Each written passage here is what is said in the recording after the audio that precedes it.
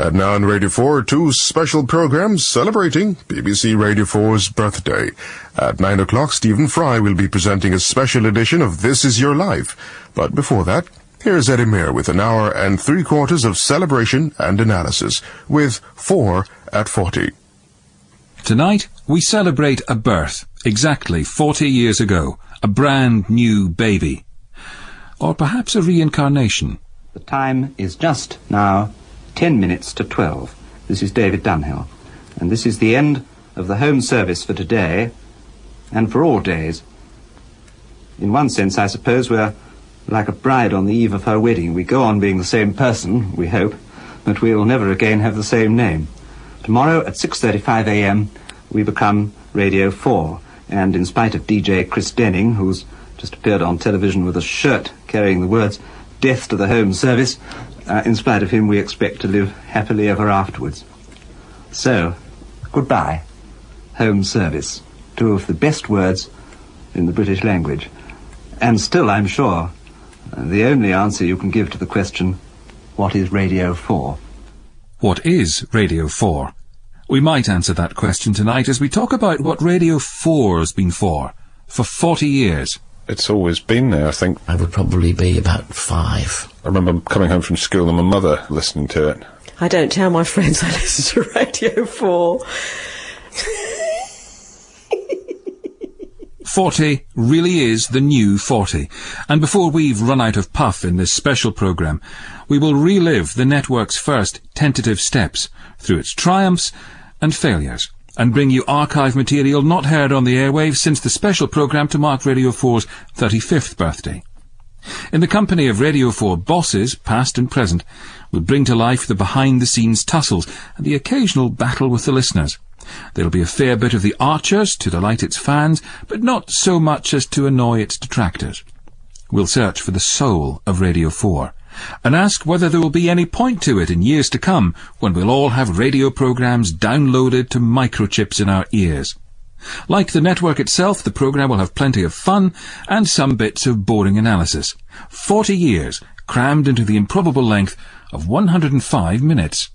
When I'm in the house, Radio 4 is always on. When I'm at home, I just leave the radio on if my wife's not around. It'll be on all day. I tend to have it on in every room. In fact, if my wife's not around, I have 6 radios in the house. I've got 7 actually, but 6 I leave on. My husband comes in at night and the first thing he does is turn off the radios in every room in the house. The children complain bitterly as well, so they've been brought up on Radio 4. They're all tuned to Radio 4, all 6 of them. And we'll be hearing from listeners throughout the programme, but no Radio 4 broadcast with any meaningful budget is complete without a panel. And we've assembled a group of people who encompass a range of perspectives. And I'm going to ask each of them as I introduce them what Radio 4 means to them. Dame Liz Forgan was Managing Director of BBC Network Radio and would count herself as a huge supporter of Radio 4. But she's also seen it as a broadcasting rival. She used to be Director of Programmes at Channel 4, and is now the chair of the Scott Trust, which owns the Guardian Media Group. Seen from the opposition, Radio 4's an absolutely awesome competitor. It just dominates the landscape like this extraordinary, established, brilliant brand. For me personally, I suppose it's my default station, and I've had more pleasure and stimulation and enlightenment from Radio 4 than from any other broadcaster. Chris, now Lord Smith, once had the job of overseeing Radio 4 in his role as Secretary of State for Culture, Media and Sport. Radio 4 is where the nation has a conversation with itself. And I suppose when I was growing up, it was where I learned about politics, about news, about ideas, about thought. It was part of my education, but in a very fulfilling kind of way. Like all Radio 4 listeners, Miranda Sawyer tunes in with a critical ear, but she's also paid to write about radio for The Observer. What does Radio 4 mean to you? Well, it means the kind of best and worst aspects of middle-class Britain, I'd say. There are times when you want to hug your radio, it's so fantastic, and there are times when you want to chuck it into the washing up. Sean Street is a poet, broadcaster, writer and teacher, and is here as the voice of the listener, as well as himself. I think what Radio 4 means to me is the network that takes me with it. I start off listening to the programme I chose to listen to, and then suddenly I'm taken somewhere else, somewhere that I hadn't expected to go, but I'm very happy, mostly, to go with it. And the writer and broadcaster Sarfraz Manzoor will be here throughout the programme too, not least Sarfraz because you've been having a look back at the very start of Radio 4 on September the 30th, 1967. And I'm guessing that in contrast to the young whippersnapper Tony Blackburn launching Radio 1, getting lots of press and publicity, the launch of Radio 4 was a quieter, more sedate affair. Yes, you're quite right. Where Radio 1 was a brand new station, Radio 4 was merely a new name for the old home service. The programming remained exactly the same as before the change in identity, and that might have seemed cosmetic, but in fact the name change from the home service to Radio 4 was just the first rumblings of a battle that would rage throughout the BBC some years later. It was a battle that centred around the question of what a station such as Radio 4 should sound like. Long before he became controller of Radio 4, Michael Green was a young producer in Sheffield and Manchester, just as those changes were erupting. Radio went through a bad patch, generally, in the early 60s, I think, when clearly television was on a roll. It was the medium that everybody wanted.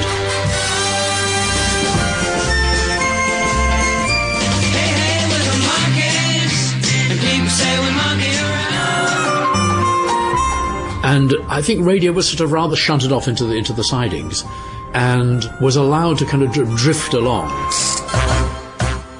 And the home service was very, very old-fashioned. There were lots of programmes there which had been there for years and years. This is Gerard Mansell, who, as last controller of the home service and Radio 4's first, was at the heart of the creation of the new station. It was a very mixed bag. I think its main characteristic was it had no real character. Everything that nobody knew what to do with ended up on the home service. But my thoughts at that time was to gradually bring the home service, it still was, into a new world in which it would be predominantly speech. The voice of Radio 1, just for fun, music, too much. I think that the pirates and the need to create something under the BBC umbrella for young listeners kind of drove much broader change. So if the BBC was going to try and get hold of a new generation of listeners, it needed to provide something for them. That compelled us to change the nomenclature of the networks.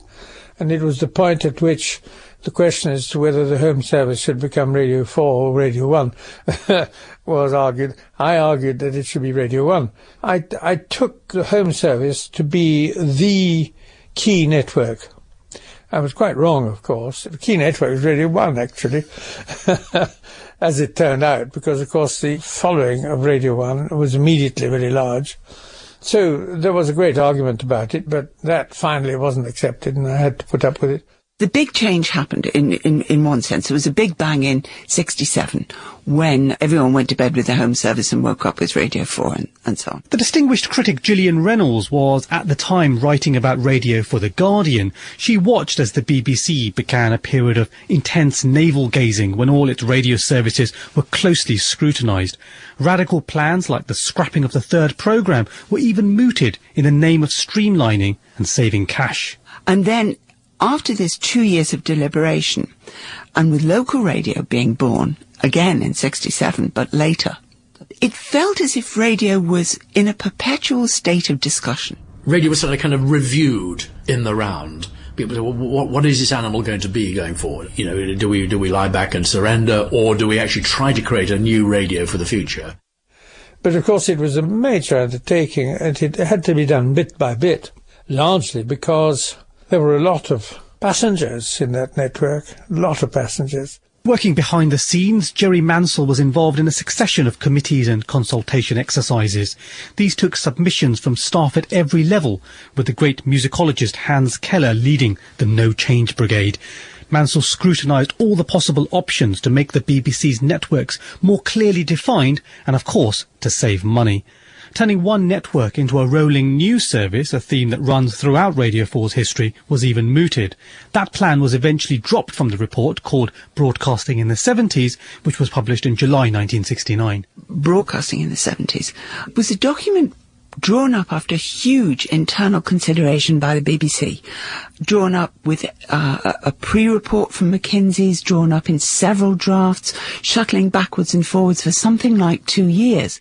But I was particularly asked to treat it as being secret. I wasn't to tell anybody what we were doing. There was no discussion with staff or anything like that. Staff came to see me, led by people like Hans Keller and so on, to try and find out what I was up to. But I couldn't tell them. So by the time it was made public and all the leaks had happened and bits of straw were floating around in various winds, there was a lot of apprehension about what the choices would be and what it would mean for radio as we knew it. At that time, the Programme Operations Department had just welcomed a new recruit to the ranks of its audio technicians, or studio managers, the future director of all BBC Radio, Jenny Abramsky. When I first joined the BBC, I joined in '69, there were still petitions going against broadcasting in the 70s. People were coming around saying this was going to be the death of radio, the death of the intellectual heart of radio. The BBC was going to dumb down. I mean, it's a joke when we look back at it now. And as much as anything, it was the people around, I mean, it always is, the people around the Radio 3 or the third programme who are the most vocal, that this was going to renege on everything the BBC had stood for.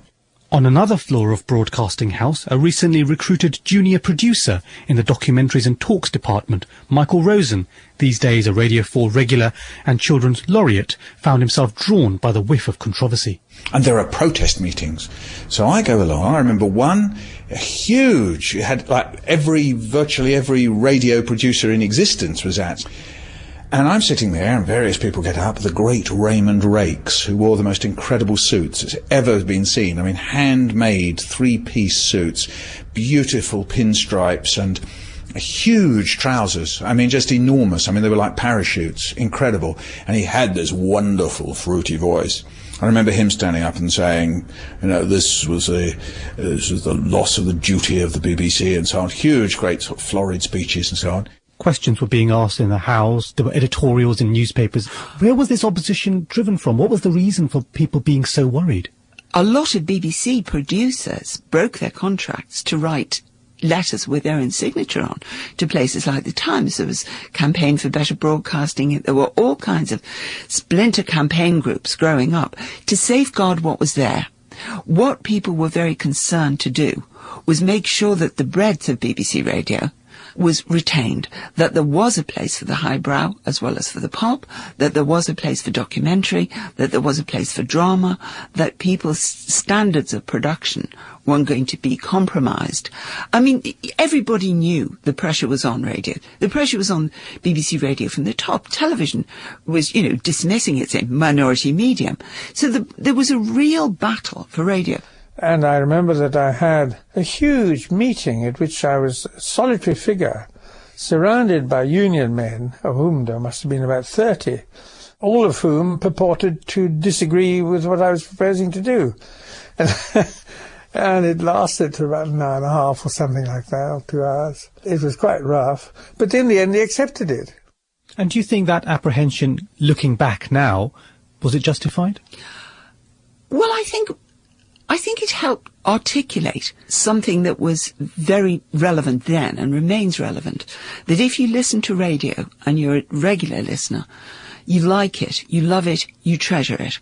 Therefore, you're suspicious of anything that seeks to change it in radical ways that you may not like or may not understand. And as it turned out, they listened to people. And so what came out, I think, was a remarkable working compromise, but we didn't know it at the time. Actually, I look back now on broadcasting in the 70s and think it was one of the most far-sighted documents, and I wish I could do something as far-sighted now, faced with the revolution that we are facing in the broadcasting world that you and I now work in. Because that decision that effectively, from broadcasting in the 70s, you got radios 1, 2, 3 and 4 as very clear propositions when they were going to face what would be the coming of commercial radio, and actually creating a portfolio of services for the BBC. In one sense, our television colleagues are only now waking up to the fact that that's what they have to do. And that was an incredibly far-sighted document. Jenny Abramsky, the current director of BBC Radio. Now, having listened to all of that, who around the table is going to admit to having vivid memories of the end of the home service and the excitement of Radio 4's dawn? I can... Chris Smith. I can remember the early years of Radio 4, because I was in my late teens, I was just about to go to university, and of course at the time there were great things happening in the world. I mean, 1968 was the Prague Spring, it was Martin Luther King, it was Bobby Kennedy, it was these were huge events that I was riveted by as a teenager growing up, and it was Radio 4 that I turned to hear about what was happening. But why not Radio 1? You're their target audience then. I suppose that's why you ended up in the cabinet. Of course I listened to Radio 1 from time to time, but I'd grown up with the sort of the family ritual of listening to the news. At 6 o'clock every evening, the news would be turned on, and we would listen. And this was a big moment in the day, because this was where we got our information about what was happening in the world. But it was different from television in that it was a more intimate medium. It was a medium where you brought your imagination to it rather than just your eyes and ears. All right, Liz Forgan. I missed the beginning of Radio 4 completely. It was the chunk of life when I was abroad, didn't hear it. Right. The point Chris makes about ritual is very important about radio altogether, I think. When you get in the habit. And particularly about the home service and then Radio 4. The ritualness was because the family gathered round. Everybody stopped what they were doing and listened together. Or in my case, the thing I remember my earliest memory of the home service was being sent off to prep school because my parents were abroad, and it was a dreadful, awful, desolate life. And in it, there was one amazing treat. A little group of us were allowed to put our dressing gowns on and come down to the headmistress's study and listen to Top of the Form. I mean, it's hard to imagine a life in which Top of the Form represented, but it did. And that ritual aspect, it happened at the same time every week, and you did it together. It was very, very important. And that quality went on into Radio 4. I think it's beginning to disperse now, but I think it's been a great aspect of radio. There's also the aspect of radio that you listen to it. I mean, there can be that ritual where you're kind of almost gathered around it, like you're gathered around the fire. But when I was younger, actually, we listened to the news, as Chris said, but also Just a Minute and the kind of comedy programmes that were around. And they would be on while you were having your tea. So it's like you were having your family life, but there was something going on that connected you at the same time. You didn't have to all kind of stop talking in the way that you do when you watch the telly or something. There's something going on in the background that you can all enjoy while you're still doing your family thing. Sean, what are your earliest recollections? Well, yes, I was thinking when Liz was talking there about a programme really that bridges the gap between the home service and Radio 4, which actually is the same age as me. It started in the year I was born, which is 1946, and that was Down Your Way. And it did cross over into Radio 4, and it also metamorphosed as it went. My growing up of it, remembering it, was 5 o'clock, tea time, Sunday, family gathered round, and it was a very gentle programme. It was a bit like being guided through England or Britain by H.V. Morton. It was like seeing a series of those old-fashioned railway posters. Nothing bad ever happened in this programme. It was a bucolic, idealistic vision of Britain post-war. It did change, and it became more realistic after Radio 4 picked it up. But that's the programme for me, and it defined Sunday at tea time, just as Two-Way Family Favourites and the Billy Cotton Band Show defined lunchtime on Sundays. And it managed to cut through all the competing voices that wanted your attention. I mean, I'm thinking particularly of television. Absolutely, because of its ritual nature and because it was something that you sat down to. I'm wondering, Sarfraz, I'm wondering if there isn't a bit of a danger in what you're saying as well, though, because you're all using the word ritual, which to me links up with class as well, because I think there are some families and some groups and some communities for whom these rituals do exist. But when I was growing up in the 70s and the 80s, and there was no such rituals, and so for me Radio 4 has been something which I've discovered on my own and then embraced myself rather than it being a ritual. So I think that this idea of relying on rituals is actually quite dangerous, because it just assumes that people will always gather at 5 o'clock, but that's not necessarily true. Yes, but I think that's more about the social change that's happened post-war than about Radio 4. But also, don't you think, I mean, Radio 4 is essentially a middle-class network, and people who listen to it tend to be middle-class, and other people may sit down and have their tea round the telly, but most middle-class families join together at 6 o'clock, at 7 o'clock or whatever, and they're much more likely to have the radio on other than telly, and I think that that's where Radio 4 But isn't it interesting that none of us has mentioned Children's Hour, which is supposed to be the heart of middle-class Radio 4dom. I never listened to children's hour in my life. And when I was managing director of radio, I had the most unbelievable fights about children's hour, which was held to be a sacred repository of the culture of Britain. And the figures demonstrated absolutely clearly that nothing's changed. Children don't listen to children's hour, but their mums absolutely love it. We're not going to open that can of worms just this early in proceedings. But I do wonder, from your position having helped run network radio, what you think of those leadership decisions we heard in Sarfraz's report that those early leaders of Radio 4 took to guide it from being the home service into the beginnings of what it is today? I felt a great fellow feeling when I heard Jerry Mansell describing trying to pilot change the radio. When I first came to be managing director of the radio, I had a letter from a woman I will never forget. It was many pages long and it detailed enormously her pleasure in every single aspect of the radio, and it ended with the following words. She said, "I've just got one thing to implore you. Don't make anything better," she said. And I thought that was the most incredibly difficult advice to follow, but it did stay with me. Jenny Abramsky is right. Broadcasting in the 70s was absolutely visionary, and I think, on the whole, what it did was brilliant and right and very far-seeing. It probably was just the right time for a bit of a jolt. Every now and again, someone has to pick up the radio and shake it slightly forcibly, because it does tend to settle comfortably. And somebody had to do something about those vowels, which were just slightly too narrow for everybody else's. You could just hear the network getting slightly out of kilter with the population. It's very difficult to change that gradually. That needs a leader to come and say, I've looked 10 years ahead and I've seen something different and we have to change. Very hard to do in radio. I've been picking the brains of 4 members of that exclusive club of people who've had the chance to do more than just shout at the radio about what needs to be done with Radio 4. They've all worked as controller of the network. Around the table, we had almost 30 years of experience of running Radio 4. Monica Sims was in charge from the early days, really, from just 11 years after Radio 4's launch until 1983. Michael Green took over in 86 and stayed for 10 years, when James Boyle took over until 2001. And the 3 former bosses were joined by the current controller, Mark Damazer. I was in television before I came to it, and that was in the 70s, to be the controller. And I was enjoying myself in television. I was really having a very exciting time. And I thought, I don't think I want to go back to radio, which was not highly esteemed by television people at all at that time. It's much better regarded now, I think.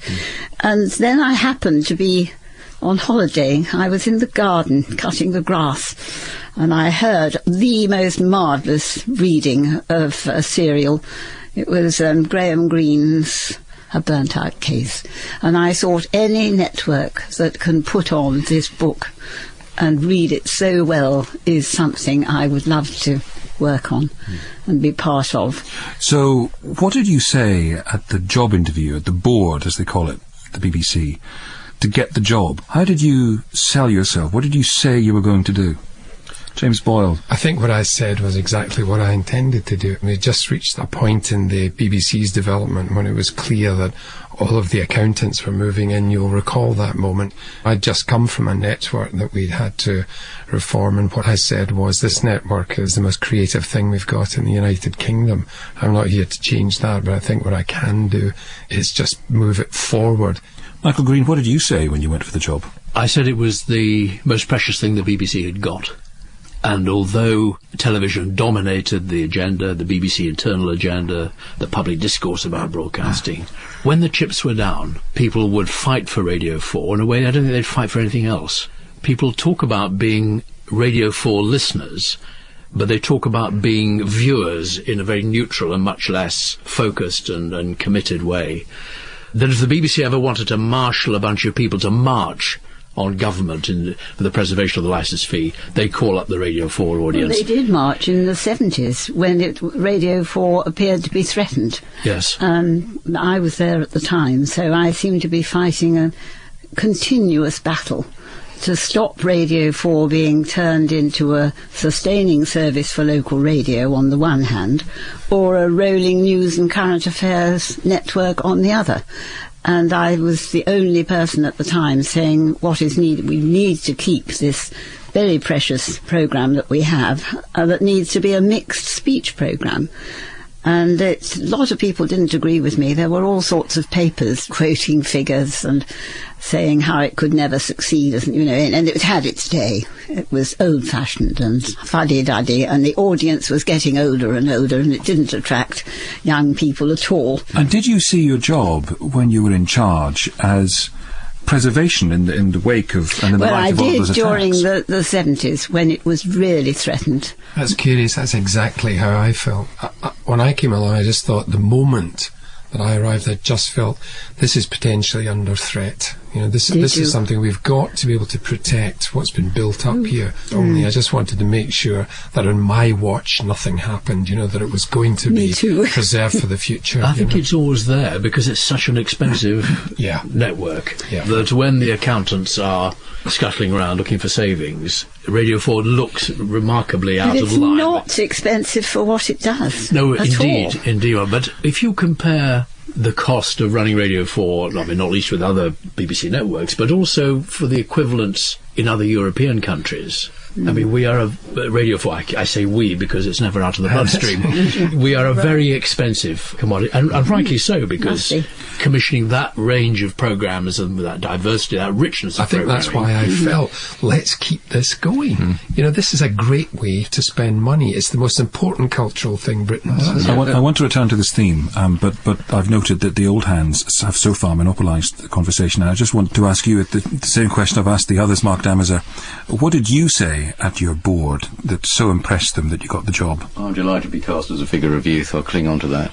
I turned up with two fairly familiar phrases, really. One is, if it ain't broke, don't fix it. And the other one is, for everything to stay the same, everything must change. And they bought that? They bought that enough for me to get through the first 10 minutes. Unlike the others here, I didn't feel that it was under threat, and that's partly because of the work that they had all done. And indeed, Helen Bowden immediately before me, it didn't feel to me that Radio 4 was under threat, either from within the BBC or from any set of accountants or indeed public opinion. If things have changed a little then in terms of the perceived threat by the time you arrived, Mark Damazer, why then, in all the previous years, or in many of them, did Radio 4 have to fight for itself? If it was such a cherished part of the organisation, why the constant threat?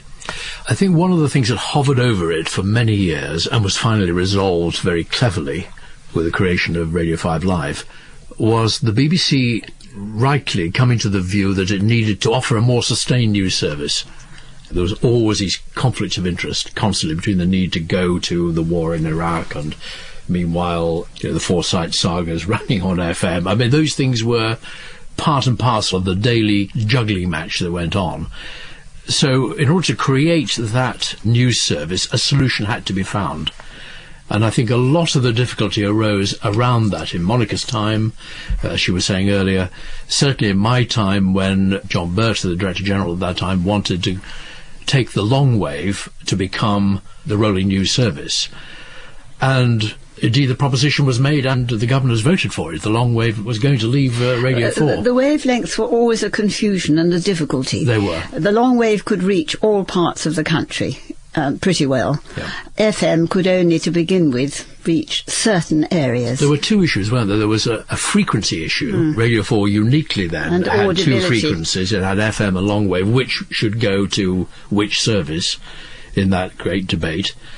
And the second issue was an editorial one. What would be the composition of a 24-hour news service, and what impact would that have on Radio 4? In other words, could the Today programme stay as it was when there was another BBC service running, and should the sequences, as we called them, the four sequences of the day, go on to the new news and information service, which indeed was proposed? I remember I was in news when 5 Live was set up, and I knew a lot of people in and around Radio 4 as well as being an avid and passionate consumer, and you did feel the frisson around the place, that there was a moment of, if you like, existential anxiety about what was Radio 4's news and current affairs for.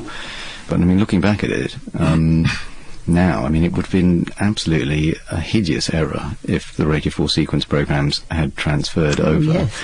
And everybody has survived and everybody's benefited. Well, the fact of the matter is that the schedule is driven by news and by the Archers. It's those two things. And had the news been removed, I think it would have been It would have killed Radio 4. I mean, that was a major... It was an essential part of it. The Today programme is both a news programme and it also defines, it's not the unique definer of, but it certainly is a very large constituent element of what defines a Radio 4 cast of mind. So is news plus the Archers the soul of Radio 4?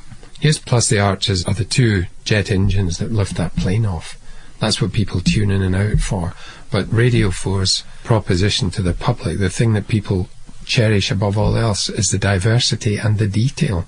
And of course, it's the most intelligent station. It's never, ever talks down to its listeners. Radio 4's intelligence comes out in the way that Mark's just described it, of the Today programme.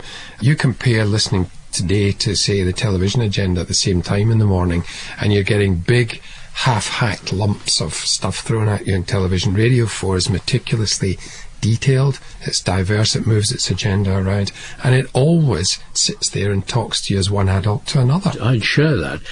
I think it's depth as well. If you look at equivalents again in Europe, in France and Germany and Italy, they offer the same kind of perspectives, but it's about a centimetre of soil deep.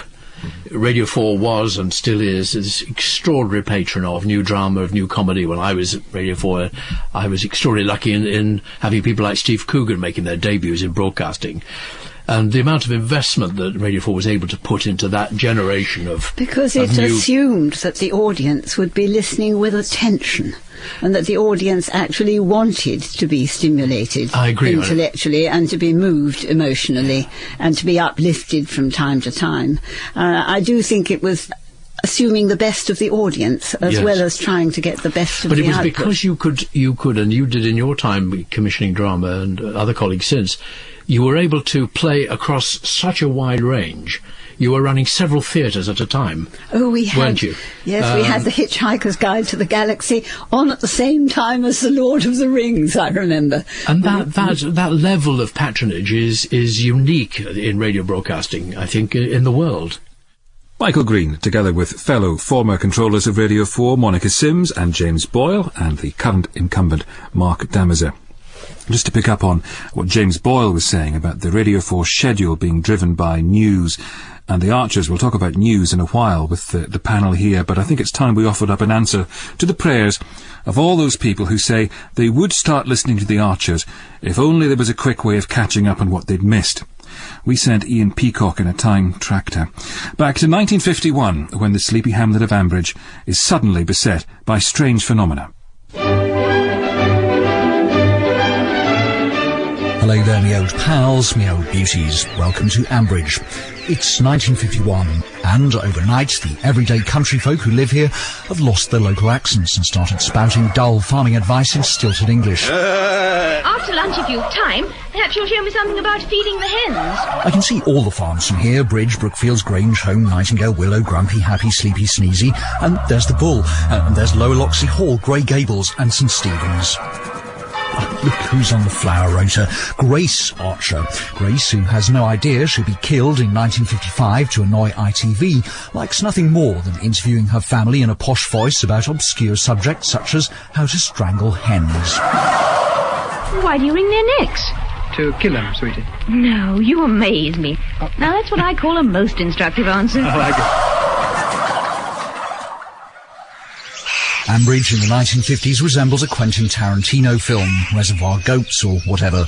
Doris is accused of bribing the WI with preserved fruit, and she lays a crazy paving path. Phil hits his head on a tractor, and Dan ditches pyjamas for a nightshirt. Then, in 1955, ITV is launched, and while the entire village is at home watching television, Grace dies trying to rescue a horse from a burning barn. Clearly the locals aren't listening to the Archers. If they were, they'd run out to help.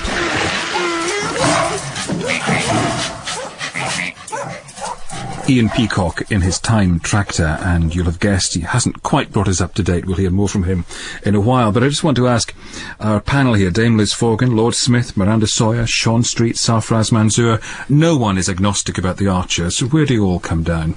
Love it or hate it? I'm a hater, I have to Miranda say. Sawyer. Sorry. I obviously keep up with it because the editor of my newspaper is absolutely mad about the Archers and constantly emails me going, this is a great edition, what about Rory, love child, gay marriage, Ruth's affair, off we have to go. And so I listen in kind of all the major events. I'm a bit like a kind of distant relative. I turn up for the marriages and the funerals and then retire again. Sarfraz, you're nodding. I'm lucky because I don't have a professional obligation to even have to listen. To be honest, the Archers just represents everything I don't like about Radio 4. It just seems otherworldly, it's alienating, I'm not that interested, and it just all seems a bit twee as well. Liz Forgan? Well, I miss the advice about strangling hens. I think, that seemed to me startlingly interesting. I could do the bit more of that. Think about the Archers. You can go away for 30 years and come back and it's as if you've never been away. I just wonder, because Miranda, you mentioned class earlier when we were talking about Radio 4 generally, and Sarfraz, you've hinted at this in relation to the Archers. Is Radio 4 essentially a middle-class network? And if it is that bad? Well, I would say it's absolutely middle class, kind of through and through, and I don't necessarily think that that's all bad. I mean, speaking as a middle class 40-year-old myself, exactly like Radio 4, I do find it irritating sometimes that it always seems to be older than me, and yet I'm bang on middle age, bang on middle class, and there's something about it that always seems to be like it's aiming at somebody 10 years older than me, and there's something about that I find more difficult than its middle classness. It does, of course, represent both the best and the worst of middle class identity, Radio 4. But I think if you want to know, it has outriders all over the place. And if you want to know where those outriders are, do something to change the network and upset the listeners. When I did that, I was attacked in a street market in Whitby, on an airstrip in Orkney, and in a London taxi within the space of about 3 weeks. Physically? No, but with intensely, of course, very articulate, furious hostility. Radio 4 gets to very surprising places. I suspect the truth is, demographically, that a majority of Radio 4's listeners are what one might call middle-class people. But that's not the entirety of Radio 4's audience, and I don't think Radio 4 sets out to be a middle-class station. I think they set out to be an articulate station. They set out to be a station that challenges people a bit. They set out to be a station that lifts people's intellectual horizons, but that is not just something that will appeal to middle-class people. It seems to me that the fact that nobody now wants to admit that they are working class means that the fact that Radio 4 is resolutely middle class isn't a problem. But I think the key thing is that if being middle class is a way of seeing the world, Radio 4 needs to make sure that it's seeing the world and representing a world that is beyond just a middle class world. Thinking of some of these themes, let's have a listen to what some listeners think. I think BBC Radio 4 targets the middle class people. Radio 4's audience, is firmly slap bang in the middle of middle class, isn't it? No doubt about that at all. That's what the middle class do. They listen to Radio 4, don't they? I am working class, secondary modern school boy from the inner city in Liverpool. I love Radio 4. I like listening to Melvyn Bragg. My friends, as far as I know, no, they don't listen. It probably is middle class, middle-aged. It doesn't represent society as a whole. It cannot possibly, because it doesn't represent my 20-year-old particularly. Whether it's got an ethnic bias or content in it, it didn't worry me. But there are other stations that represent 20-year-olds. There are other stations that pick up the ethnic mix. I do think it sometimes comes out of London and it comes north of Watford Gap, and it does try and at least reach some of us who live in the north of England. But I do think it could try harder in that area. I do think there should be more programmes about social issues. Even in the weather, because very often we don't get mentioned. It's either London, Ireland or Scotland. But I don't think it can be all things to all people, and I think it would lose some of its uniqueness if it were tried to be taken in that direction. It's important that something like Radio 4 is there for people who do want to listen to it, rather than Radio 4 changing itself to appeal to them, to appeal to everybody. And that's a critical question, isn't it? Should Radio 4 change to try to appeal to people who don't listen in any great number at the moment? it's interesting thinking about what some of those people were saying and looking again back, if we can just go back to the Home Service. And the Home Service was a regional service. It had regions. You know, you would listen to the Midland region of the BBC Home Service. That in turn went back to the birth of broadcasting when everyone was listening in regions. In a way, it's unfortunate, I suppose, that has been lost out of a national network, that capacity to be at once national and occasionally local as well, regional at the same time. I was just going to say, that maybe brings us to the current debate in the BBC about moving parts of the operation to Manchester. Would Radio 4, let's imagine Radio 4 had been based in Newcastle all of these years, would it be super-serving listeners in the southeast of England if that were the case? I think it would be different if it was in Newcastle. Where the commissioning mind is, there is the heart and the instinct of the network, and I think it does really make a difference physically where you are. It's difficult for Radio 4 because of its connection with news and current affairs and therefore Westminster, although you could argue that it might have a more interesting time if you forced them all out of SW1. Though I think probably the Director General who tried to do that would just probably be removed quietly, screaming, or sent off in a white coat. I just wanted to pick up a point about the cultural diversity, which is I think that radio suffers compared to television, because television can put diversity on screen very visibly. So a television station or a news program that wants to show that it's culturally or racially diverse can do it quite clearly, whereas with radio you don't know who's making the programs, you don't know who's in the studio, and therefore there is a greater danger that people think that it is all white. And I think perhaps that's where things like symbolism and tokenism, if you want to put it that way, or a sense that actually having some of the key people who represent and speak about and for the channel are from diverse backgrounds, I think it becomes more important perhaps. Lovely. Thank you for all your thoughts on that. This is probably the moment to reintroduce you to the reduced Archers, which we left somewhere in the 1950s. Where has Ian Peacock got to now?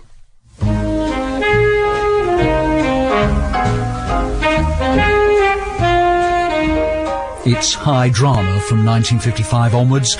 Dan discovers blight on his potato clamp. Nasty. Walter blows his horn at inappropriate moments during the Ambridge Penny-Hassett cricket match. Jill has twins and calls them Kenton and Shula for a laugh. It's the swinging 60s and Walter starts wearing miniskirts and flirting with boys. Hello there, me old pals, me old beauties. Sorry, that was a typing error. That should be Jennifer flirting. Meanwhile, Walter sells his granny's chamber pot and buys an elephant which has a baby. In a parallel plot, Jennifer has one too, causing quite a kerfuffle, being unmarried. Heavens, no. The 70s. Jack has a heart attack, Polly has an ectopic pregnancy, George takes an overdose, Jethro breaks his leg, Jill collapses, dodgy thyroid, Carol's accused of shoplifting, Walter's roof collapses, Adam's bitten by a snake, Jethro keeps losing his dentures, Neil gets Weil's disease from touching rat urine with a cut hand, Doris has a mouth ulcer, and 2 pigs die in a fight.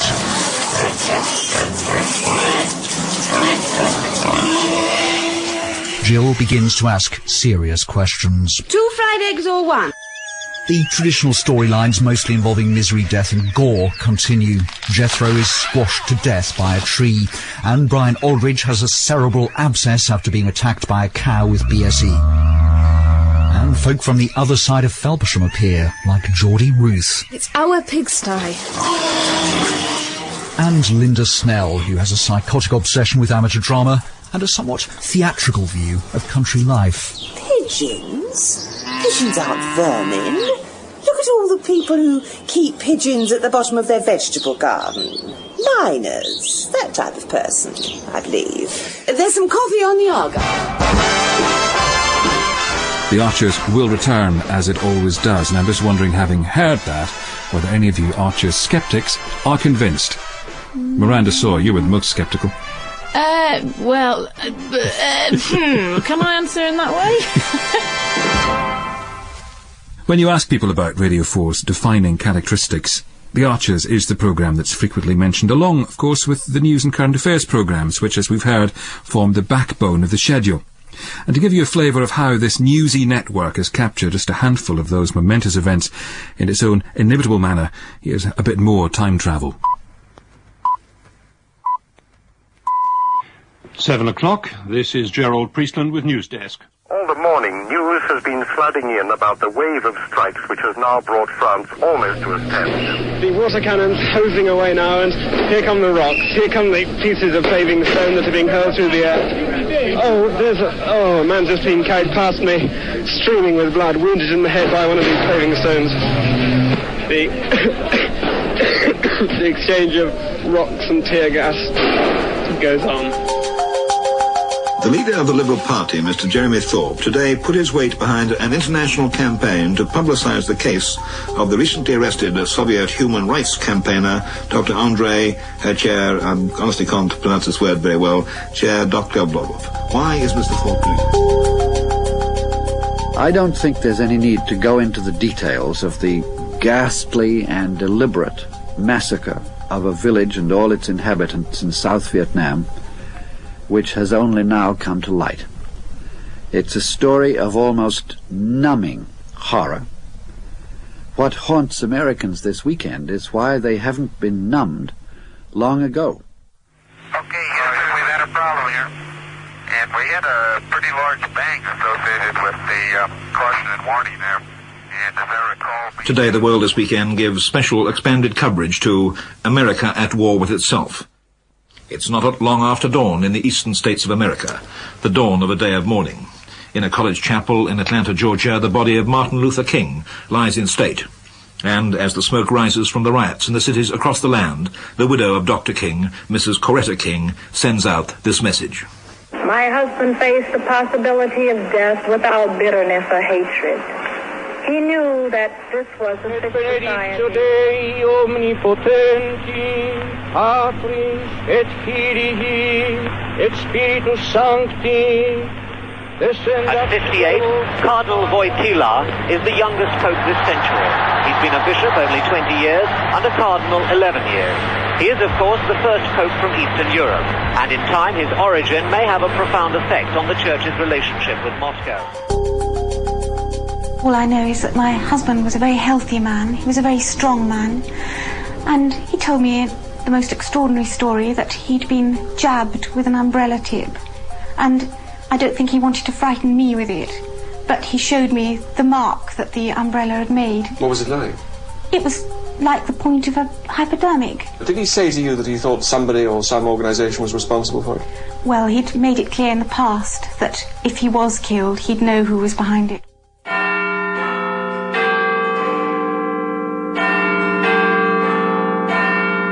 Good evening. I want to talk to you tonight from my heart.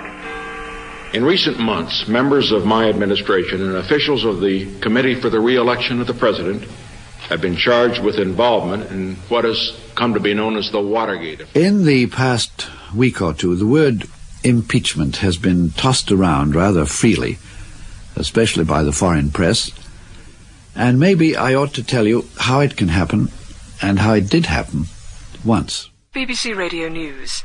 A major rescue operation is going on off Belgium after a Townsend-Torreson car ferry was involved in a collision and apparently capsized. It happened as the ship was approaching Zeebrugge on its way from Dover, with around 500 people. Gordon Clough and Susanna Simons. And Mrs. Margaret Thatcher is the new Prime Minister. This afternoon she went to Buckingham Palace to accept the Queen's commission to form the new Tory government. And on her arrival at number 10 Downing Street this afternoon... We have on the telephone now from 10 Downing Street Mrs. Thatcher, who I gather has just heard the news, Prime Minister. Hello, good morning. I heard it on your news briefing. It was the first indication we've had, but of course we understand. When there's a tragedy like that, Mr. Gorbachev has to go home. Anything else would be unthinkable. And then I heard later that you didn't know whether I'd heard, so I thought I'd better let you know I had. Well, thank you for calling us. Have you been in touch? At Stanley, the planes went in low, in waves just seconds apart. I'm not allowed to say how many planes joined the raid, but I counted them all out, and I counted them all back. It is now 12 hours since the disaster happened, and in some ways, as I walk through the streets of this small Scottish border town, things seem fairly normal. Bright lights of Christmas trees still shine from the windows of houses. At one end, the street I'm now passing is as neat as you could wish. The pleasant houses with welcoming lights, bright in their porches.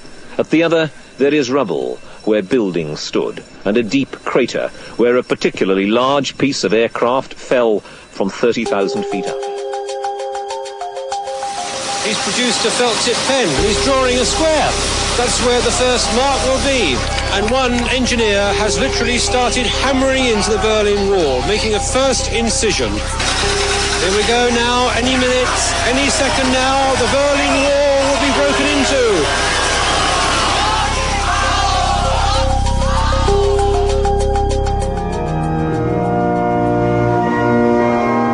The normally small congregation of St Mary Abbots, just a short walk from Kensington Palace, was swelled with mourners, some openly weeping. Astonishment, surprise, dismay, and a great sadness above all for the young princes, those two boys. Losing your mother must be the greatest tragedy. An astonishing series of acts of terrorism has been perpetrated in the United States. Countless numbers of people were killed and injured when at least 3 apparently hijacked passenger aircraft were flown into buildings. But then seconds later there were 2 or 3 more very big explosions, and this building, this huge building, towering into the sky, again physically shook, and at that point people came screaming past me saying, "Just get out, just get out, just get out."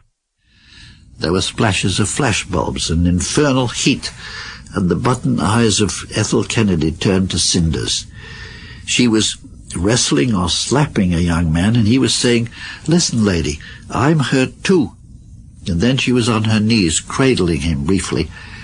And in another little pool of light, on the greasy floor, was a huddle of clothes, and staring out of it the face of Bobby Kennedy, like the stone face of a child's effigy on a cathedral tomb. Just some of the news events of the last 40 years and some of the voices who've brought them to you. Sean? One of the things that struck me listening to that montage was the sound, actually. We think of Radio 4 as a speech network, and of course it is a speech network, but sound is so integral to the experience of news. And it's relatively only, I suppose, post-broadcasting in the 70s that we actually had a news bulletin, say at the top of the hour, that was not just a straight news bulletin, that did have clips in it. And that was a major leap forward. To actually hear the sound of news being made, I think, was a huge seminal moment, really. And the thing that really does distinguish it from television is the richness of the language, the way in which the events are described. It has a quality to it which, when you're watching television, because you're concentrating on what you're looking at, you pay much less attention to the nature of the language that's being used. Some of those descriptions are so immediate and riveting. There are some news stories, of course, that you will always go to television for, that great spectacular events. But for the run-of-the-mill, for the generality of coverage, radio, the power of the voice to concentrate meaning and to use sound is simply extraordinary. I remember Alistair Cook's, this wasn't on radio, but it makes the point, Alistair Cook's memorial service in Westminster Abbey. Packed to the doors, huge building, silence. All of a sudden, there was this voice. A screen with a picture of him wouldn't have done anything like the power of the sound of that voice to conjure up in the middle of Westminster Abbey the presence of a man. It was extraordinary. Hard to imagine Radio 4 without the strands of news and current affairs that punctuate the day. Is there too much of it? There isn't too much of it, no. It happens regularly. It is absolutely set off on its journey in the day by the Today programme, which completely dominates the political landscape. And I know as a politician, the Today programme was absolutely the most important news outlet of the day. More important than the newspapers, more important than television news. What the Today programme was focusing on, what it chose to report on, the people it was talking to, the nature of the interviews, it absolutely defined the political news of the day. I imagine there must be a problem for a controller on a station like Radio 4, which has its blocks of news through the day, and it also has this varied schedule we've been talking about. How to confront the issue of the major event that happens between those times. I mean, a classic example, I suppose, would be 9/11, which would have occurred in our time 15 minutes after the World at One had come off the air. That must be a nightmare for a controller. What do you do? At what point do you pull your programmes and say, we're going to changed the schedule. And until Radio 5 Live came along, Liz Forgan, you'll know more about this than anyone here, there was always pressure, on and off, to have rolling news. It was always a running argument. Absolute running argument. And you're right, the controllers were forever being hit over the head by news and current affairs people saying, no idea, this is the most important thing in the world, throw out the Archers. And the controller knowing perfectly well that the audience would not thank him for that in the slightest bit. Radio 5 Live was in some ways the solution. There's also that thing now with the internet. I mean, I find that if I want to find, if Radio 4 News isn't on and you don't have access to a telly, then the internet's the quickest way to find things anyway, really. Yeah, I mean, I think compared to the internet and rolling news, the reason I like Radio 4's news and current affairs output is for the things that you can't get on the internet and you can't get in rolling news, which is essentially intelligence and analysis. And those are the things I think that Radio 4 does better than television, newspapers and rolling news. The thing it also does well is pretty robust independence. I was at the receiving end of aggressive questioning from reporters on Radio 4 news bulletins, and you don't like it as a politician, but it's actually an important part of the stuff of democracy. And I remember when I was on a visit to China on one occasion, and China was blocking anything that the BBC was doing. And every time you had a meeting with a senior minister in China, they would start with half an hour of rant about the BBC. And I found the perfect way to disarm them was to listen carefully and to say at the end, yes, I know. I'm in charge of the BBC. I provide all their money. I'm the Secretary of State who's responsible for all of broadcasting and media in Britain. And yet they still have a go at me. And their jaws were sort of dropping on the floor. But that very well makes the point that the BBC is there, and Radio 4 particularly there, to be independent, to analyse, to question, to challenge, and actually, long may it continue to do so. And you have to admit, though, Chris, there is an element of to flatter as well. I mean, there is far too close a relationship between Radio 4, probably the BBC as a whole, and Westminster politics. You try shifting a single second of Parliament, doing not very interesting things, and the corporation is assailed by every backbench MP who regards this as their private spot on the air. There is a very, very symbiotic relationship, probably inevitable, but actually I wish sometimes that the journalistic resources of Radio 4 were more used to report the world to us. Do you think that affects the journalism? I think it affects the agenda. I think too much attention is paid to quite trivial things, and important things are ignored as a result of it. One of the emails we get now on a fairly regular basis, sometimes justified maybe, sometimes not, is something to the effect of, have you, BBC journalists, have you lost your bowls since the Hutton report? And this question of the BBC's independence in the face of what some people perceived as an attack by government continues to ruminate. I think there's a bit of a sense of that.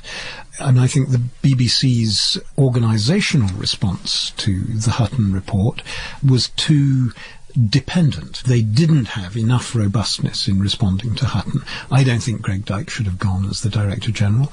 I think the BBC should have continued to state its case. Yes, it made a technical mistake, but beyond that, I think a lot of what the BBC was doing and saying at the time of the Gilligan report was actually true, and that got lost in the maelstrom. Yes, I agree with you, Chris, actually. I mean, I sort of feel post-Hutton that there is something of a timidity in the BBC, and this is a broader question than just Radio 4, isn't it? I mean, this is much more than just Radio 4.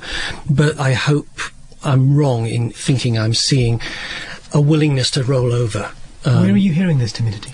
I'm thinking of the recent examples that we've had over deceiving the listener, deceiving the viewer and so forth. While, of course, all that's important and trust is vital, and, if Radio 4 is your best friend, you've got to trust your best friend, and that's absolutely true. But I just get a feeling, particularly within Broadcasting House itself, within producers sitting in offices, that they are looking over their shoulder. They're being anxious about what they can and can't say. And I think one of the great glories of the BBC has always been that it can stand up to that and acknowledge the problems where they're there. But, also say, hang on, that's going a bit too far. Miranda Sawyer. And also, if you were to ask the listeners who they trusted more, the government or Radio 4, as that's what we're talking about, you know what the answer is. Absolutely. 90% will say Radio 4. So they should, more power to Radio 4. They should carry on at them. People often speak about the arrogance of the BBC, but actually, when you see the BBC react to the sense that it hasn't done something important perfectly well, you see a fantastic exercise of self-examination and self-criticism. I don't think there's another organisation that would take itself to pieces in the way that the BBC did after both Hutton and the trust issues. Many hours ago, at the beginning of the programme, we wondered what Radio 4 was for. I suppose its purpose might easily be defined. Graphs will tell you who its listeners are. But what do we find if we penetrate further beyond the network's beating heart? What lies at its soul? Maybe Jeremy Hardy has the answer. As an entertainer whose following is almost entirely composed of Radio 4 listeners, I for one am extremely grateful to global warming, because one harsh winter could wipe out my whole demographic. I do meet a handful of teenage Radio 4 fans, as distinct from teenagers whose parents seek to improve them by inflicting it on them. But when I meet the genuine article, I'm moved to say that they should be out enjoying themselves at their age. But then I wasn't out enjoying myself at their age. I was them, listening to I'm Sorry I Haven't a Clue and trying to explain it to normal teenagers. It is a very strange beast, Radio 4. Its schedule is full of programmes that are very hard to describe to people who've never heard them. There's hardly any music, very few phone-ins. It's not talk radio as such, although it's mostly talking. There are extraordinary programmes, and no concessions are made to the fact that it's not television. If there's a series about the air quality in the Andes, a bloke will go to the Andes and stand there and record the sound of air. He could fake it in a studio, but he doesn't. There are programmes which begin with a presenter saying something like, "Hello, on today's programme we go to Great Missenden and talk to a man for no reason whatsoever." And it's spellbinding. There's a huge variety of programmes, and yet many listeners seem to listen to all of them, from the moment the Today programme grinds into action until Sailing By soothes their insomnia. That's why there are so many complaints.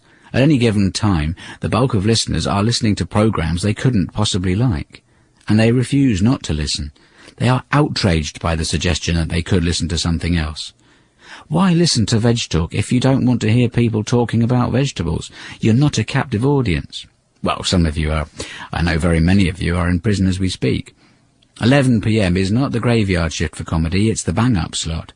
So in fact, not all Radio 4 listeners are old. The ones who make it to my gigs are, the rest are the bedridden, lighthouse keepers, and people who've been convicted of very serious offences. But even then, you don't have to listen. There are other channels, but you're Radio 4 people. It's the soundtrack to your life, or your life sentence. You listen to anything and everything. And of course, quite a lot of you are in a permanent state of outrage about one thing or another. Grammar, historical inexactitude, presenters with regional accents, the fact that every 15 years or so minor alterations are made to the schedules, turning your whole world upside down. I find myself shouting at the Today programme, "Don't start winding down at 8:30, I've just switched on. You might be knackered and in the mood for trivia and levity, but I've just got up and I need to know who we're at war with. I mean, with whom we are at war. And don't tell me to listen to the programme from the start. I've tried that when jet-lagged. It's interminable. Don't you people know how to condense?" I shout at Moneybox, "Money, money, money. That's all you talk about. You people are obsessed." I shout at Desert Island Discs, "There is no island. Stop pretending there is. They won't have to fashion a shelter from driftwood. They won't have to spend years alone. They're not going to an island. It's a device. Just play the records." The person has to be vaguely well known for something to be asked on. So if they were washed up on a desert island, people would be looking for them. And there would almost certainly be hotels. And I've had complaints. Tons of them. Hundreds of complaints about blasphemy, and yet not one of them from God. I've had complaints from the British National Party. Why are they listening to comedy when their movement has its origins in Germany? Humour's not going to be their thing, is it? What do they find to like on Radio 4? It's British, but not that sort of British. It's mischievous, gleeful, open-minded, eccentric, beguiling, infuriating. Foreigners find it bizarre, but not alienating, not exclusive. It makes them like us. You might say Radio 4 is middle-class and middle-aged, but Humphrey Lyttelton is neither. He's upper-class and extremely old. And he's not white, maybe on the outside, but he's a jazz legend. You can't accuse him of being white. And what does he do on Radio 4, this aristocrat from Eton and the Guards turned trumpet legend and cartoonist? He reads out filth on I'm Sorry I Haven't a Clue, filthier than anything on Channel 4 at 11 p.m, and he makes it sound like the most charming, erudite, perspicacious and literate prose. And then he introduces me, singing. Only Radio 4 can do this. I spend years trying to write pertinent, clever, subversive, topical satire. I study current events. I spend months at a time writing script after script of my own series. I travel all over the country performing a 2-hour one-man show. But the biggest cheer I'll ever get is when Humph announces me singing one song to the tune of another. And if you don't know what I'm talking about, it would take too long to explain. Well, let's take a little longer to try to get to the heart of Radio 4 and establish what its soul is. If I ask our panel here, without homing in on a particular programme or a particular strand, what is it about Radio 4? I think the secret was buried in Jeremy Hardy's piece, because what came absolutely shining through all of that was you can't define a single thing about Radio 4 that makes it special. It's a whole gaggle of things. It's a whole range of completely different bits of intellectual thought, interesting things, odd, peculiar games, bits of news, bits of current affairs, bits of talk and chat. It's the eclecticism of the thing that is so special. I agree, and I think we should define the difference between speech radio and talk radio. Radio 4 is a speech network. It doesn't talk at you, it engages you. And talk radio talks at you, and we're looking towards the future when there will be more speech radio available in the next year or so, more perhaps to compete with Radio 4, but it's got a long way to go to match that kind of mix, that unconscious serendipity that remains in the schedule. Liz Forgan. Well, it's something to do with often quite mad things done brilliantly. Eccentric, I should say, not mad. I mean, Bells on Sunday. What an extraordinary idea. I mean, I just won't miss it. Farming Today, the shipping forecast, Test Match Special. You know, I mean, there's a lot of things like that, which are something, they come from deep inside the British soul, which looks very clean and well organised and rather straight-laced, but there is a deep well of eccentricity. And Radio 4 puts its finger on it and succeeds with it because it pays it respect, and it does it wonderfully well. And I think the other thing about it is that, as you say, Sean, it isn't chat, it's speech, which means that things have a beginning, a middle and an end. They have a shape and a form, and they're made, and it's not just a kind of extruded plastic moulding. Miranda Sawyer. Well, I think there's kind of two factors. One is that people identify themselves as Radio 4 listeners. If you naturally turn to Radio 4, it's very hard to switch away on that dial. But the other factor is that the people you hear on Radio 4 have kind of done their homework. They're prepared. And although they might be speaking off the top of their heads, or they may be making gags, they've kind of worked, they're experts, and that's quite rare, I think, and therefore you feel like you're learning something, even if they're just telling silly jokes. Sarfraz Manzoor? I've made documentaries on television and for Radio 4, and what I found interesting is that whenever you try and make a programme for television, you have to dumb it down, or you have to crunch it into a format, whereas what I found with Radio 4 is that the people who are making decisions will essentially back a good idea just because it's a good idea, because it's curious, whereas television, there is a certain laziness or a desire to give some familiarity with it or give it to a formula. And what I think, you know, we've been talking before about the diversity and the eclecticism, and I think it's because the people who are making those decisions are willing to just back interesting ideas in a way that television can't afford to, perhaps. And I know people around the table are reluctant to do this, given it's a birthday and we want to be nice to the network, but if there was a word of criticism, if there was a tiny thing wrong with the soul of Radio 4, Sean? Yeah, well... I've got a list there. Well, yes, how long have you got? No, I used the word just now, serendipity, and actually, I think when Radio 4 has tried to be serendipitous, it's failed. The clue's in the word, isn't it? You know, serendipity is something that happens. You can't make it happen. And I remember a programme, I think it was in the 90s, called The Afternoon Shift, which I felt was a programme that didn't really have a central premise behind it. It felt a bit like we were talking about the old home service. This is where something can go. I shouldn't complain, because as a freelance I made quite a lot of money out of that programme. But as a listener, I didn't feel it really worked. And that for me would be one of the less impressive moments of Radio 4. If there is something to be said in criticism of Radio 4, it's when it has one of its periodic wobbles and thinks, oh, the audience getting too old, it's too middle class, we must do something and get ourselves in tune with the modern age, and it loses its self-confidence and it goes to something that isn't it. And I think maybe the afternoon shift wasn't it. Some of those silly quizzes that happened at lunchtime weren't it. And when those things happen, you can hear it's just betrayed itself in a little way, and it has to get back on But track. every time it goes through that cathartic experience, it comes out the better for it. It's strengthened in some way. Someone hits the controller over the head and they quickly retreat is what usually happens. Are there little bits of wax on the birthday cake? I can imagine millions of people throwing things at the radio when I say this, but I would like Radio 4 to be a little bit cooler. I agree. Oh, dangerous. Can I just say, quote unquote, oh, that programme. Oh! I just can't bear it. And when I love quote. Oh God, it's such a nightmare. That programme. And it just, yes, I agree about that kind of cooler. It's not, I mean, that Radio 4 is cool. Anything that tries to be cool isn't cool. And I think that Radio 4 is cool, but it should acknowledge that some of its listeners have.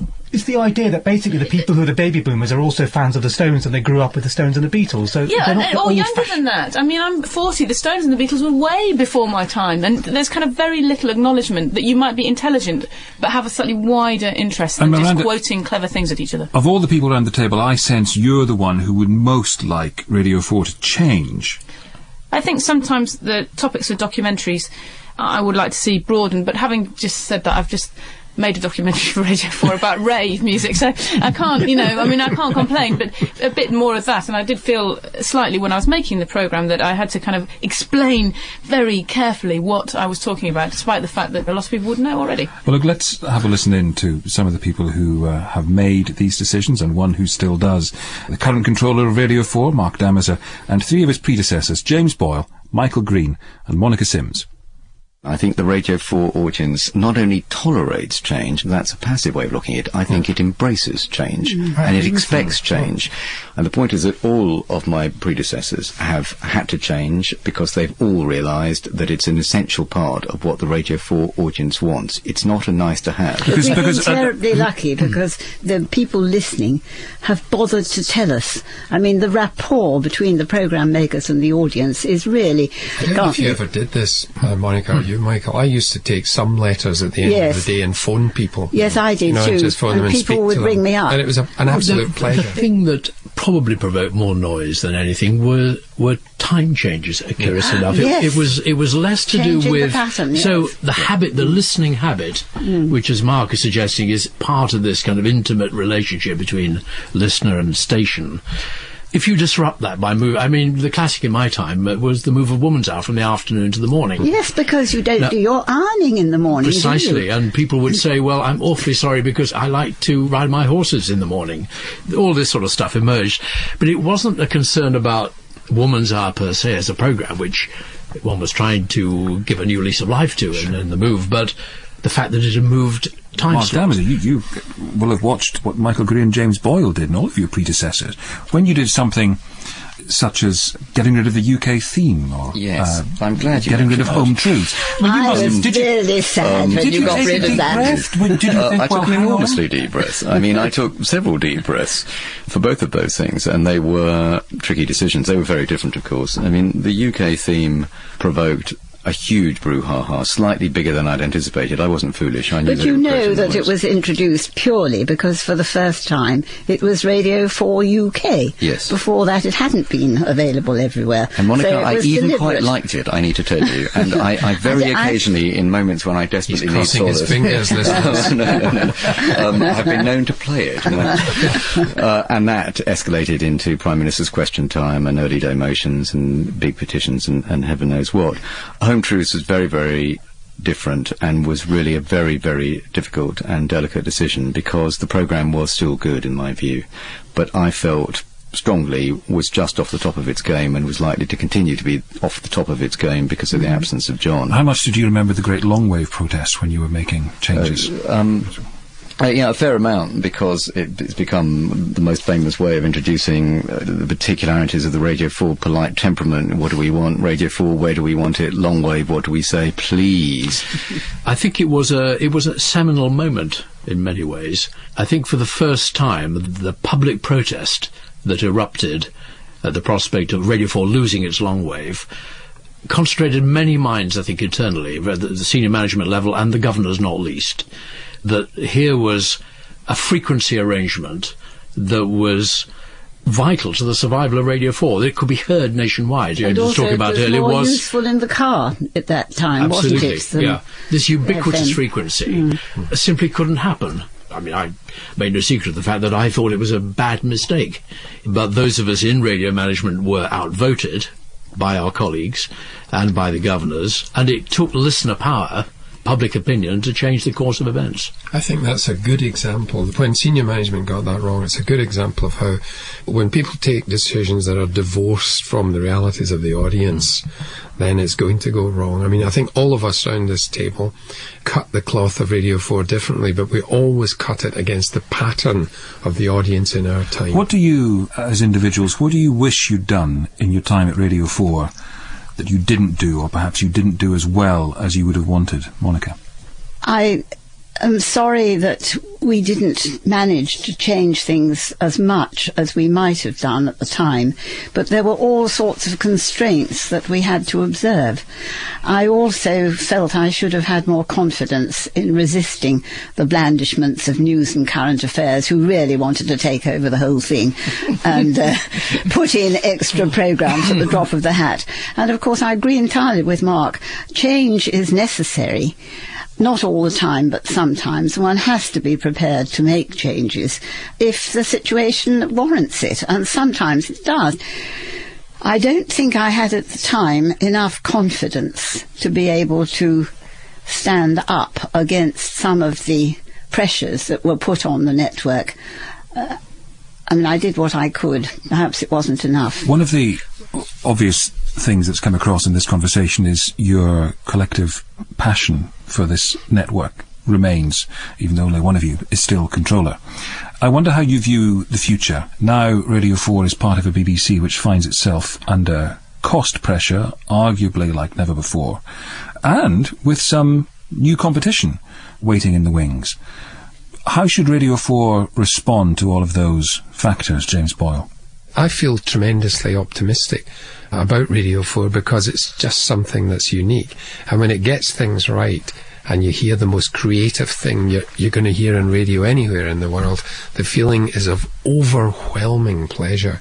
It's a tremendous asset not to the just nation. Overwhelming pleasure, it's a feeling of enlightenment. Satisfaction too. Yes. Yeah. I think its golden age is to come, actually. That, I mean, a lot of the problems have gone in some ways. There is, it seems to me now, there's a good fit between 5 Live and Radio 4 journalistically. But less money to spend and a new sexy rival on the horizon? But, you know, in the end, competition will be tough, but it'll be good for Radio 4. But its seriousness sings out above everything else, and in a world that on the whole is not very serious anymore in broadcasting, it is very special, and I think will become more special. I think there are huge numbers of reasons to be optimistic. Broadly speaking, people are living longer. In terms of what Radio 4 has to offer, that's probably quite a good thing. Something which I think we haven't really thought about enough in the BBC, and I mean the BBC, not just Radio 4, is what this phenomenal expansion in higher education has been going on now for the last 10 years, and you've got to think at some point, it's not going to be a perfect match, but the more people have access to higher education, the more likely it is that the kind of things that Radio 4 has to offer will strike a chord and fit. I mean, we want anybody who's interested in intelligent speech. That is the only qualification that you need to be part of the Radio 4 audience. So I'm pretty confident we'll survive a long time after I've gone. Just very quickly, because we're going to stop. Just name names round the table. Who's the best Radio 4 controller so far? I think the present Radio 4 is tremendously enjoyable and encouraging. Thank you very much. Forgive me if this sounds like a callback, but I genuinely think that it's everybody in the sense that we all try and leave an imprint. It's an organic network, and I would say this, that what you feel when you're doing the job, and not as an inhibitor, is that what you most want, passionately, is to leave it in at least a good a state as you found it, because its survival and its existence is so extraordinarily precious, not for the BBC, not for radio, but as part of what makes Britain what it is. Mark Damazer, the current controller of Radio 4. And with our panel here, Dame Liz Forgan, Lord Smith, Miranda Sawyer, Sean Street and Sarfraz Manzoor, we're going to talk about the future of the network in, what may be a golden age to come, as Michael Green suggested, in just a second. But let's take a moment to dwell on the past for a moment, since this is a 40th birthday celebration. The licence fee which funds the BBC is supposed to give programme makers licence to fail, free from the commercial pressures of rivals. The creative souls in the corporation are supposed to take chances, attempt the difficult, flirt with the impossible, and just occasionally make mistakes. Believe it or not, there have been some in the course of 40 years, but let's start with a quick burst of glory. BBC Radio 4. I'm Charlotte Green. Is that a gun in your pocket, or are you just pleased to hear me?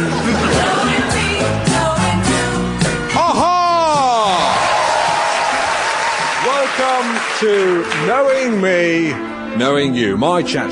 And you're allowed to take one luxury with you to the island. The Taj Mahal. And I'd like a plastic football. A crochet hook and a flock of sheep. A blow-up woman doll. And a can of Elastoplast. The Now Show! The Tap by Adrian Mole. The tap drips and keeps me awake. In the morning there will be a lake. For the want of a washer the carpet will spoil. Then for another my father will toil. My father could snuff it while he is at work. Dad, fit a washer, don't be a Burke. I showed my poem to my mother, but she only laughed. I think you ought to know I'm feeling very depressed.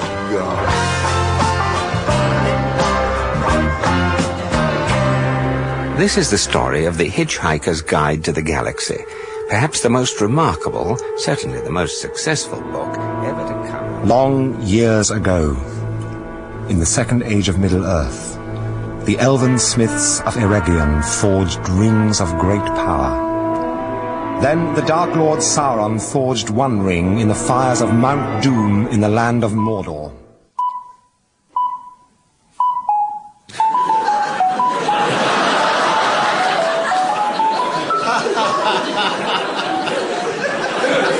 It's a sign that our friend Sooty is reading the shipping forecast. The inimitable Humph on the ever so slightly successful I'm Sorry I Haven't a Clue.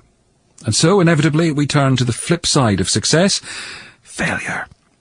Launched 20 years ago this autumn by Radio 4's controller Michael Green, a new urban drama serial was rolled out with due pomp and circumstance and a celebrity launch at Euston Station. Even the cast of The Archers turned up to meet their new London-based rivals from the fictional borough of Ditcham in Citizens. Here we go, Limerick Road. Oh no, it's jammed! Oh, this is awful. Hello? Hello. It won't stop, I'm sorry. Well, push it. I did. I think it's stuck. Push it again. I have, it won't come out. I think it's just spring. Citizens. Now there was a good example of a programme that had been formulated by rules. That was an interesting attempt to, I felt that there was room for another kind of serial, and in the end, the inability to schedule it often enough was part of its downfall. I realised in hindsight that to schedule something twice a week wasn't enough, and as we all agreed in the end, the storyline actually wasn't absorbing enough. Those characters were not characters that people felt sufficiently close to. But it created the opportunity to start to do more series and serials, so there was a legacy of that, if you like. Former controller Michael Green looking on the bright side of failure. His predecessor in the job, David Hatch, who sadly died earlier this year, had his own fair share of high-profile disasters. He it was who, in one of those brave gestures designed to say, "I'm here and it's different," invented a 3-hour sequence of seamless broadcasting, presented throughout by Richard Baker, he of the very first TV news bulletin and the first ever presenter of Start the Week. The show was called Roller Coaster. Gillian Reynolds provides the critical commentary. You had to be very bold, and I suppose that's probably why I did Roller Coaster, just to shake the trees a bit. it might have worked, it didn't, but it was good fun when it happened. We'll be in more or less perpetual motion from now till 12 o'clock, but that's the way we want it to be, as we change gear from one topic to another, taking in as we go such long-established landmarks as the Act of Worship and Morning Story. My back was up from the minute the announcer's voice said, "I am X and I am your host." And I would shout at the radio, "No, you're not. You are in charge of this programme. I am the host. I'll say whether you'll stay or go, or whether you're barred. You're barred. Out." We talk to each other as man to woman, or vice versa. Seemed to us a suitable topic to get roller coaster on the road. It didn't lose any audience, I have to tell you. It did absolutely fine. No, it was good. I enjoyed it. The great seamless rope, I didn't care for it. It's not in the nature of Radio 4. It's counterintuitive to the whole Radio 4 mindset, in my view. I probably should have been even bolder and not had it presented by Richard Baker. Not that I don't like Richard Baker. I think Richard Baker was a wonderful broadcaster. But if you are doing an experiment which is going to shake the trees, you shouldn't do it with somebody who is the tree, if you know what I mean. I should have gone for, I don't know, the equivalent of a Jonathan Ross. I don't know who it was then. And that really would have shaken the trees. Welcome to Anderson Country, where today we talk to a man who's had fame thrust upon him in a way that few of us would wish for. It was an attempt to say, here we are in the middle of the afternoon, we've been lectured at pretty relentlessly all day, let's try and tap into the byways of human life. And stop what you're doing, prepare to have your life changed as you're stopped in your tracks by this riveting message. Anderson Country was, like Roller Coaster before it, an attempt to smooth out some of the dips in the listening audience numbers. It was 1994, and the press had its sights trained on the new programme and its Irish presenter, Gerry Anderson, already a brilliant contributor to Radio 4 and a legend on his own local BBC station, Radio Foyle. Anderson Country must go, they shrieked as one. Finally, controller Michael Green put an end to the programme's misery. Critic Gillian Reynolds was listening. No one was more profoundly disappointed than me, because I was just such a fan. But then I began to think about what they got wrong. And they'd taken this cheery singing bird out of a hedgerow. This sounds awfully patronising, but I don't mean it that way. He sings. He's not scripted, and they sat him down with the script, and they timed him, and they had this team of producers. Death. But what was it that beat the hardcore Radio 4 audience out of the bushes? Well, they didn't like me for a start. They said I was flippant, trivial, and not serious enough. I plead guilty on all three counts, I must confess. It's called being Irish. I can't help it. The Spam Fritter Man. Possibly the worst comedy programme ever in the history of British radio. Spam Fritter Man. It got an RI of 34. I think it came from Manchester. I thought it was a great title.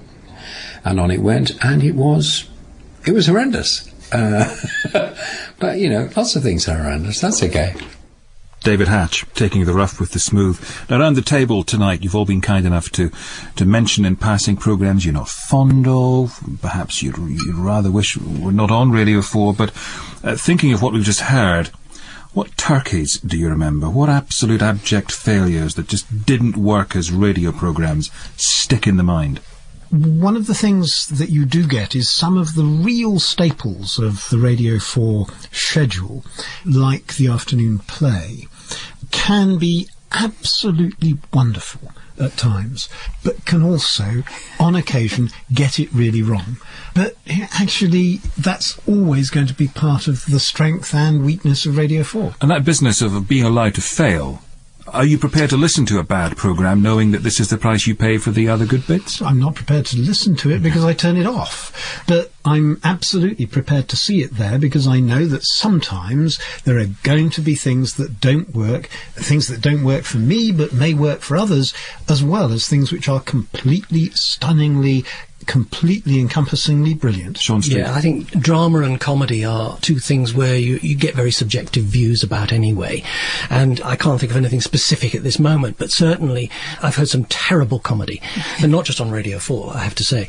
And I've heard some really bad plays, but I still forgive the network. I don't hold it against the network. At least radio is allowing the person to give them a chance to at least have a go as well. And I think that, to be honest, I would rather have a station where things aren't always good, but which is giving new talent a chance, rather than somebody that is only wanting the established names and therefore is inherently quite conservative. Exactly. Sometimes at 11 o'clock at night, if I turn on Radio 4 and I hear a really terrible mess of a comedy, I have to work really hard to think, this is the crucible of talent. This is where it all starts. And you are here in the engine room. And I think, yeah, but I wish it was just a bit better developed. And why isn't somebody strangled this at birth? Well, but I can see the point. At the risk of dwelling on the negative then, let's return to a programme that's pretty well liked and it's got a long-running pedigree. We'll bring you up to date with Ambridge in the final instalment of our reduced Archers. Come on. You're doing brilliantly now. It's all right. Do your breathing. Come on, deep breaths. Won't be long now. Yes. The 1990s, and there's a massive outbreak of grunting in Ambridge. Everyone seems to be having affairs or babies. Ambridge now has an Asian character. There are squatters, corn circles, organic farms, GM crops, drugs, and teenagers. It's like Hollyoaks with sheep. But there's plenty of abject misery to keep the hardcore listeners happy. Mark dies tragically in a car crash, and Joe bludgeons his beloved ferrets in a scene straight out of Thomas Hardy. That's our lot in life. There's your point, Joe. The 21st century, and the naughties prove naughty indeed. Adam and Ian perform Ambridge's first gay kiss. Debbie walks in on lecturer husband Simon studying the student a little too closely. Tim falls for the vicar of Dibley. Ruth and Sam teeter on the brink. Then, of course, there's the infamous shower scene with Sid and Jolene, which involves a lot of grunting, grappling and grouting. Oh, lovely. Is that nice or what?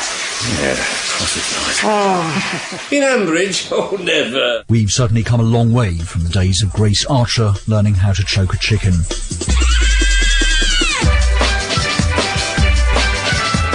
It's now 2067.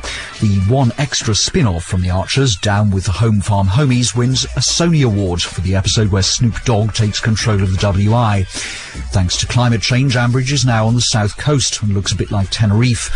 And as for the Archers, that's a reality show in which 20 celebrities, a herd of cows and a dangerous pig live together for a month in a lock-up garage in Borchester. Ian Peacock, Radio 4, Ambridge.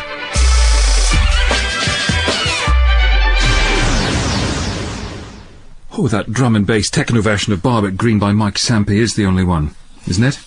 And having already been taken to the future by Ian Peacock there, I guess this would be the point then to take a deep breath and look to what the future holds for Radio 4.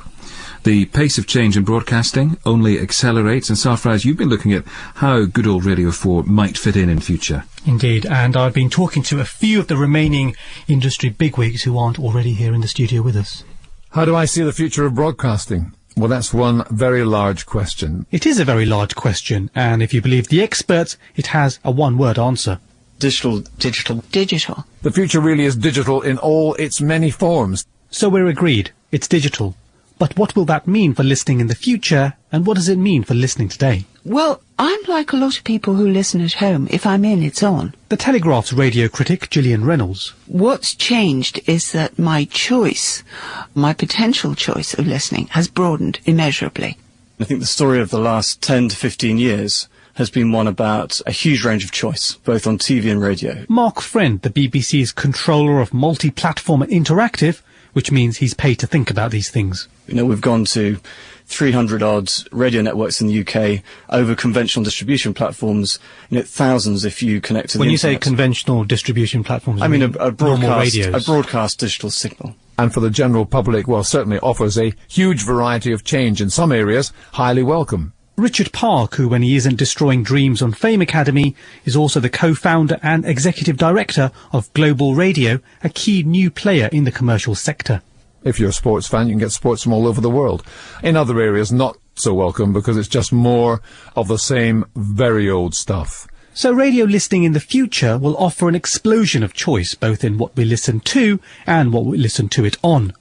But isn't there a danger that we could end up drowning in too much choice? How are we going to be able to find the stuff worth listening to? I think there's many different directions it could go in. David Balfour from the online newsletter Record of the Day. Already, one of the key developments is you have listen again features, and you're able to go and look at websites and see, here's a show that I like, and here are other shows in a similar genre that I may be able to listen to. And I think that this is just going to develop on and on.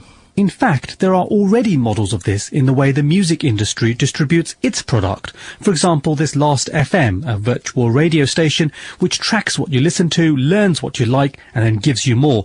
And it's not alone. Another one we could talk about for starters is one called Pandora, where you enter a song that you like, and this website or the application will immediately create a playlist for you based on parameters and various things they've worked out about music that might be similar, music that might appeal to you. And then when you take this a bit further, you look at something like Last FM, there's also a very strong community aspect to it. And you put in your song and you can see other people who are listening to this track. And taking that one step further, you can go, oh, well, if they like this track and I like this track, I'll look at what else they're listening to. So you can browse through their collection and really go to places you would never have imagined yourself. And what are the sort of potential possibilities of that kind of format in speech radio? I think there's an opening for it in speech radio because it's about community. This is the buzzword of all audio delivery these days. It's about community. It's about delivering people the content that they want or the content that might be interesting to them. That ability to personalise the service. The BBC's Mark Friend again. To surprise you with things that you didn't even know you wanted to listen to is something that we need to be able to do. But isn't there a danger that the kind of model that you're talking about, doesn't that lead, in the music sense, for example, to somebody who only wants to listen to R&B or somebody who only wants to listen to country music, and in Radio 4, maybe somebody who only wants a comedy? Yeah. And then where does the element of surprise come from? I'll give you a very specific example around Radio 4. We're developing a service that will allow you on the Radio 4 website to go on a journey. So you might listen to a programme which Michael Palin's in.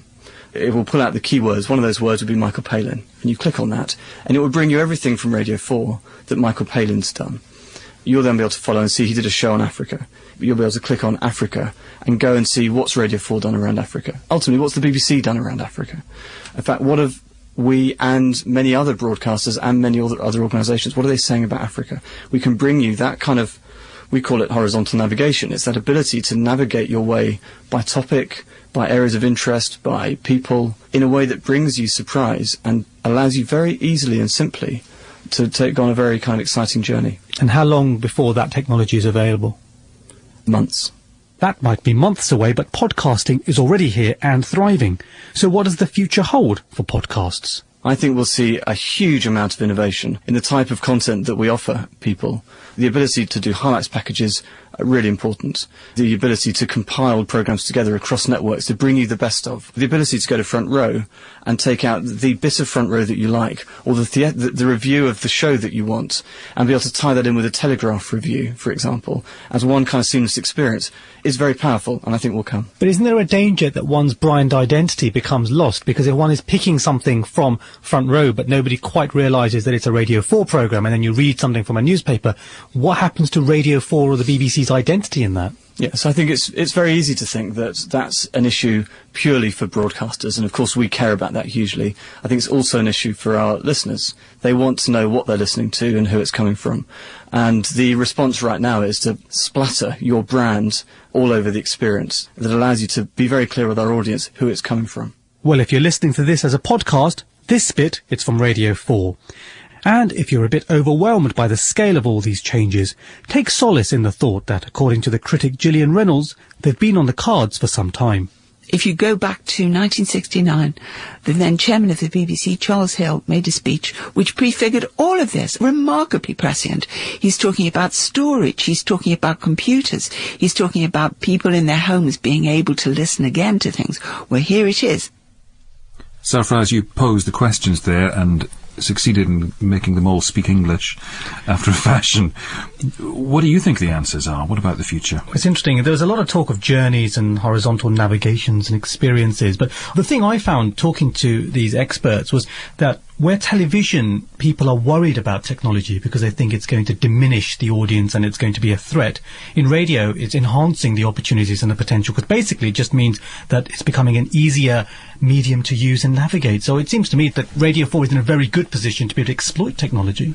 Well, will Radio 4 still exist, and you asked this, in people's minds, or will people listen via podcast or the internet or whatever through genre. So I'm a big news fan. I love comedy, and 4 will be lost somewhere. I think the parallel I drew with somebody was a bit like a bookshop where there's a lot out there. The store will give you their editor's picks, or they'll give you a choice. And I think that in the end, with Radio 4, there is such a huge amount there that people don't want unmitigated choice. They want some idea of priorities. They want some idea that if you like this, you'll like something else. So I don't think there's that much of a worry about that myself. Liz Forgan. I think there is a short-term danger to Radio 4 in kind of BBC terms, which is the threat to its news and current affairs spine from the internet. And the reason that's important is that that's where the numbers of its ratings sit. And if that starts to leach away, then inside the BBC, people will look at the listening figures of Radio 4 and start doing a cost per head and then start asking questions. That's the danger. On the plus side, though, Radio 4 has got many of the things that every new brand in the digital world would die for. Talk about community. You know, it's there. Nobody's got to worry about that. You don't have to spend a single brass farthing. It's there in spades. There's a completely distinctive brand. It's absolutely plain what it stands for. You say those words and a community sees and understands immediately and has huge power and presence. And that's worth an awful lot of money. I think it's much more difficult to imagine that continuing as a series of very cleverly commissioned separate genres. The creative entity is the radio station. It's the controller who brings together magics, you know, these wonderful book programmes, amazing drama, tough journalism. It's that compound. And the big question about the fragmented digital world is whether those made creative entities can survive. Sean Street. Yes, there's one word we've not really mentioned in this discussion so far, and that's the radio feature. And I think in many ways the radio feature is a uniquely radio creation. It can't exist outside of radio. And there's something that potentially is very useful to download. I mean, it stands on its own, and yet it does come from the network, because what my iPod can't do, it can't surprise me. Whatever those guys are saying, it's the network that surprises me, that keeps me listening. But also, I don't think there's a problem for Radio 4, because I think the community is incredibly strong, and it's incredibly strong on the internet. The stuff that they write about the Archers just goes on and on and on. But the thing that I think it doesn't exploit yet, which it hopefully will do, is its archive. And when that happens, then the network that has to worry about it is Radio 7. I believe that all these technologies can coexist. I mean, I don't think we're talking about the death of a radio station because of new technology. I think it's an as well as, you know, at the end of the day, when the lights go out, the electricity fails, and you're flooded in Tewkesbury, and you've got batteries in the tranny, you've still got radio. Chris Smith. In some ways, all the bells and whistles that come with digital are going to improve the listening experience for Radio 4. You know, the listener gain, the extra information, the ability to stop and start again, and all of that sort of thing will make the experience even more positive. But the central thing is that in a world of ever-increasing choice, the stations that will really come through are the ones that have something absolutely special and unique that people will always come back to. And I think Radio 4 has that, because it has intelligence. And I think whatever happens out there in the whole of the rest of radio, there will still be huge numbers of people that want to come back to that. Lord Smith, Miranda Sawyer, Dame Liz Forgan, Sean Street and Sarfraz Manzoor, thank you for marking Radio 4's 40th birthday. Not an easy task, drawing together the strands of 40 years of broadcasting. I hope you think the effort's been worthwhile. My apologies for the bits you love that we missed out, and for the moments you could have done without that we left in. For me, sharing with you this moment in the network's history has been a privilege, but ultimately, even those of us given the chance to be on its airwaves are thankfully just the same as you. We're all Radio 4 listeners. No, I don't switch off. It's my companion. One of the things that really annoys my husband is that we have to go to sleep at night listening to Radio 4. But it's become such a habit that I can't drop off at night without the radio in the background. So I think I have a bit of a problem. 4 at 40 was presented by Eddie Mair, and the producers were Paul Kobrak and Simon Elmes. As part of a week of programmes dedicated to radio, BBC4 Television is celebrating 50 years of the Today programme this Thursday evening at 9, and that'll be followed by Arena, documenting the Archers at 10 o'clock.